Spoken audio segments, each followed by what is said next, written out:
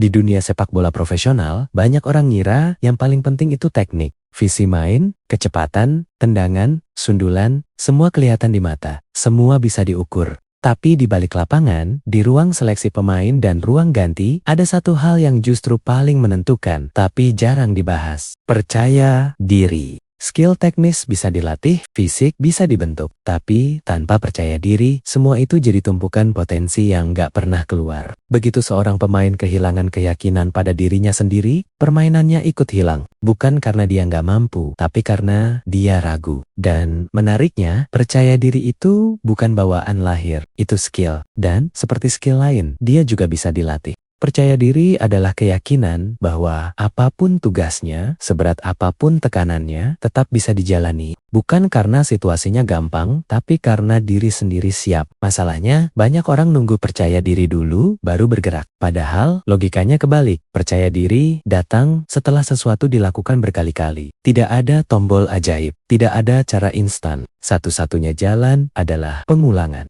Lakuin, ulangi, perbaiki, lakuin lagi. Saat sesuatu masih baru, rasa ragu itu wajar. Tapi saat hal yang sama sudah dihadapi ratusan kali, ribuan kali, tubuh dan pikiran mulai tenang. Tekanan tidak lagi melumpuhkan. Justru tekanan dibutuhkan. Karena tekanan membentuk ketahanan. Orang yang siap di bawah tekanan bukan orang yang paling berbakat, tapi yang paling terlatih. Masalah besar sering muncul di titik ini. Banyak orang berhenti setelah gagal sekali atau 2 kali. Padahal hampir semua pencapaian besar lahir dari kegagalan yang berulang. Semua orang bisa mengulang, tapi sedikit yang mau bertahan. Dan disitulah keunggulannya. Selain tindakan, ada satu hal lain yang sering luput. Suara di kepala sendiri. Setiap orang punya dialog batin, dan seringkali isinya bukan menyemangati, tapi menjatuhkan. Merasa kurang, merasa tidak pantas, merasa tidak cukup baik. Padahal dunia luar sudah cukup keras. Tidak perlu menambah satu suara negatif lagi dari diri sendiri.